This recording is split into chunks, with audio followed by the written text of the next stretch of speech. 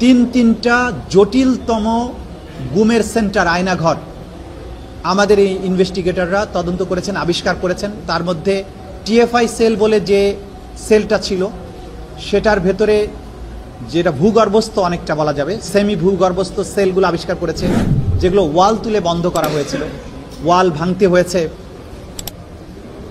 পুরো গার্বেজ দিয়ে সেটাকে ভরে রাখা হয়েছিল, সেগুলোকে সরিয়ে এই ক্রাইম সিনগুলোকে বের করতে হয়েছে। এবং আপনারা জানেন, এই কাজ করতে গিয়ে স্বয়ং চিফ প্রসিকিউটর তিনি এই ইনভেস্টিগেশন চলাকালে সেখানে প্রেজেন্ট ছিলেন। এবং আমরা যখন না বুঝে সেখানে বোমা ফিট করা ছিল, সেই বোমাগুলোর সাথে টাইমার সেট করা ছিল। আমাদেরকে অ্যাপারেন্টলি বোঝা যায় যে এই ইনভেস্টিগেশন করতে যারা গিয়েছেন তাদেরকে হত্যা করারও চেষ্টা করা হয়েছিল। এত সব জটিলতার মধ্য দিয়ে যে কাজগুলো এগিয়েছে সেগুলো প্রতিদিন জনসম্মুখে আসেনি। সেই কারণে অনেকেই মনে করতে পারেন যে তদন্ত কাজ কিছু হয়নি।